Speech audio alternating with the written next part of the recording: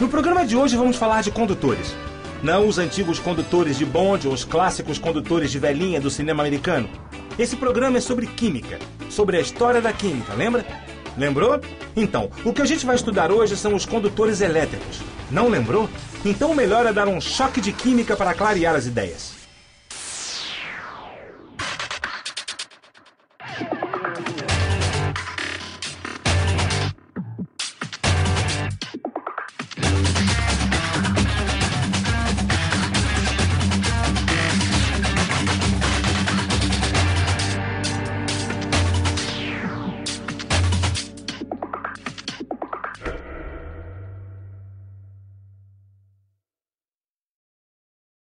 É possível conduzir um ônibus, uma bola de futebol ou mesmo velhinhas inocentes. Além disso, é possível conduzir a corrente elétrica. E a corrente elétrica existe por causa das cargas elétricas. As cargas elétricas estão presentes em todos os materiais. Alguns materiais possuem cargas elétricas livres em sua estrutura. O movimento ordenado das cargas elétricas é o que chamamos de corrente elétrica. Os materiais que possuem cargas livres para se movimentar podem ser atravessados pela corrente elétrica e são chamados de condutores elétricos. Os materiais que não possuem cargas livres não servem para conduzir a corrente elétrica. São os isolantes. Os átomos e moléculas que perdem ou ganham elétrons são espécies químicas eletricamente carregadas, chamadas de íons. Quando um átomo ou uma molécula perde elétrons, passa a ter cargas positivas e se torna um íon positivo ou um cátion. Quando um átomo ganha elétrons, passa a ter cargas negativas e se torna um íon negativo ou ânion. Um processo de ionização muito importante na natureza é o do ar. Pois é, os gases também sofrem ionização. Você já ouviu falar de plasma? Ao contrário do que vem à nossa cabeça quando ouvimos esse termo, o plasma é como os gases. Não tem forma e volume definidos. A diferença é que no plasma existem íons livres, o que faz com que ele seja um condutor elétrico. Um exemplo bastante conhecido da presença do plasma no nosso planeta são os relâmpagos, que são gerados a partir da formação de fortes campos elétricos entre as nuvens carregadas e a Terra, geralmente durante as tempestades. As moléculas perdem e ganham elétrons enchendo o ar de íons positivos e negativos. Quer dizer, o ar que era isolante se torna um condutor elétrico por causa dos íons gerados e isso estabelece uma corrente elétrica entre a nuvem e a Terra. Os processos de ionização do ar liberam energia luminosa, é o que conhecemos como relâmpago. O plasma também tem muitas utilizações no nosso dia a dia. Entre as mais conhecidas estão as lâmpadas fluorescentes, os letreiros de neon e as telas de plasma. Os líquidos também podem conter íons livres. São os eletrólitos. Os eletrólitos podem ser compostos formados por soluções de sais, ácidos e bases ou por sais fundidos.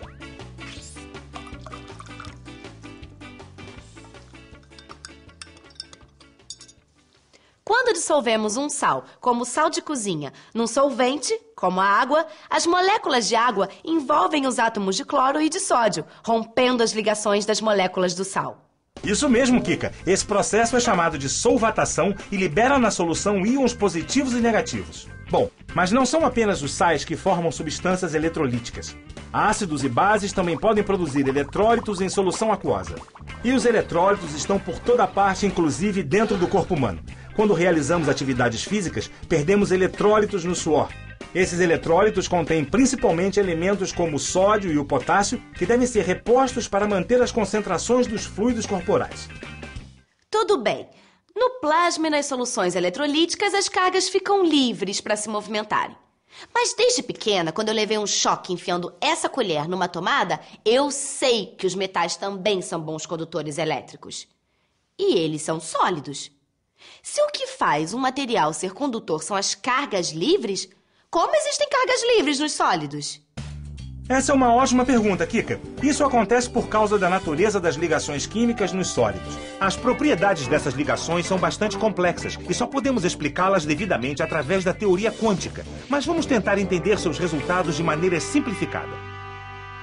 Para visualizar a estrutura de um metal, vamos pensar numa pilha de laranjas, como essa. Esferas sobre esferas densamente empacotadas com elétrons em volta.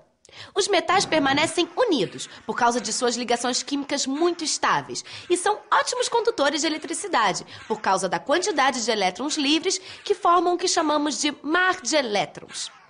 Mas será que os metais são os únicos sólidos capazes de conduzir eletricidade? Entre os condutores e os isolantes, existem os semicondutores, que tiveram e continuam tendo um impacto importante em nossa sociedade. Tudo que é computadorizado, por exemplo, depende de semicondutores. Entre os materiais semicondutores, o mais famoso é o silício, que é um elemento muito comum na natureza, formando materiais como a areia e o quartzo, por exemplo. A maioria dos chips, semicondutores e transistores é produzida com silício. Todo mundo já ouviu falar no Vale do Silício, nos Estados Unidos, onde se situam as maiores empresas de computação. Mas por que o silício é tão importante? Na tabela periódica, o silício está abaixo do carbono e em cima do germânio. O carbono, o silício e o germânio possuem 4 elétrons de valência.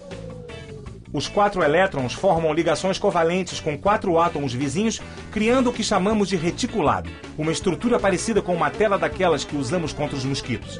E os cristais de silício, germânio e o diamante, que é formado de carbono, possuem poucos elétrons livres à temperatura ambiente. Por isso são maus condutores de eletricidade. Não tô entendendo mais nada.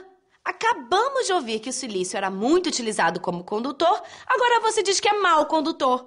Afinal, o tal silício é condutor ou não é? Calma, Kika, a gente chega lá. É que esses elementos podem passar por um processo chamado de dopagem, que aumenta a sua condutividade. Na dopagem, mistura-se uma pequena quantidade de impurezas a um cristal de silício. Existem 2 tipos de dopagem, a do tipo N e a do tipo P. Na dopagem tipo N, as impurezas mais comuns são o fósforo e o arsênio, que se encaixam na estrutura cristalina compartilhando 4 de seus 5 elétrons. Os elétrons que sobram viram cargas livres negativas, daí o nome tipo N.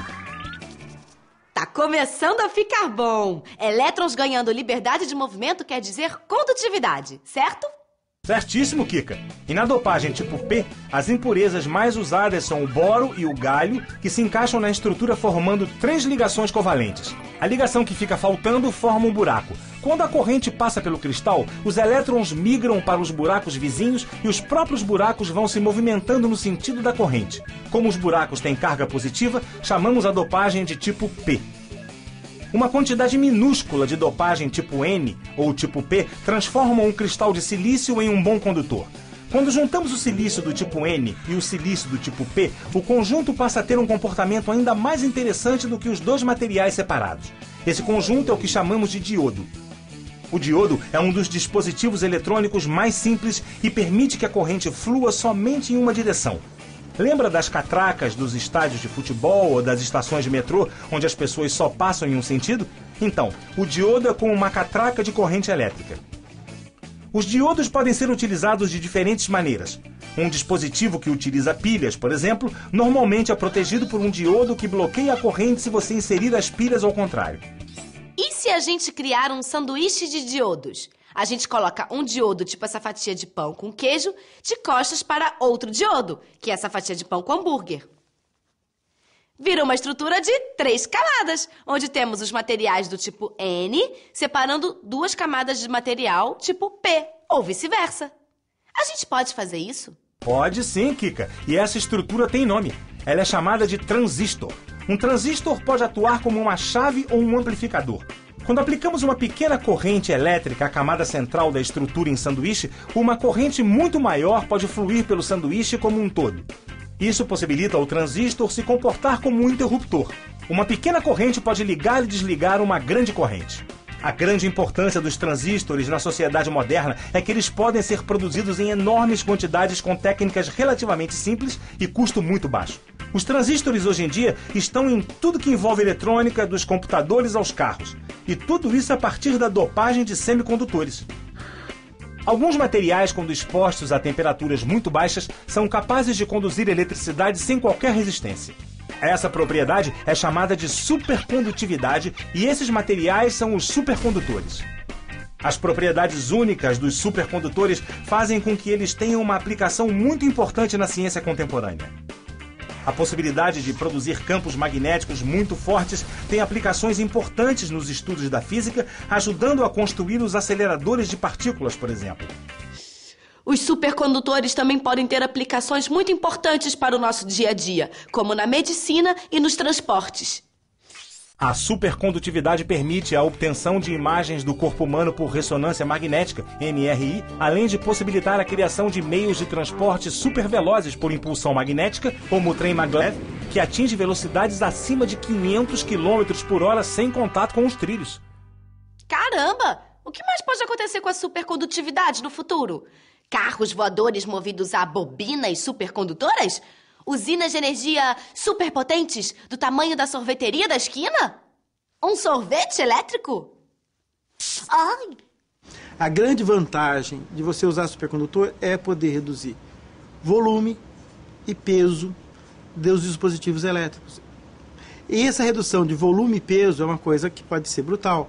Essa questão de redução de volume e peso permite você, por exemplo, fazer um motor elétrico para um navio, que você possa colocar diretamente e acoplado à hélice. Até o meio da década de 80, tudo indicava que dificilmente seriam encontrados materiais supercondutores com temperatura crítica acima de menos 248 graus Celsius.